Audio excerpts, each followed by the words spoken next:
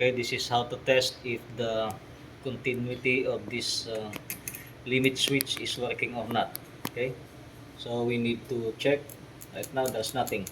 Okay, so what we're gonna do is we will place a hose on the inlet, and then we will try to blow this one, okay, using the continuity test. Okay, we have the continuity. Now we will place this one over here, nothing. Then we will try to blow it.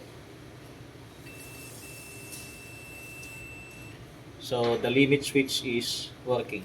Okay, again. Okay, thank you.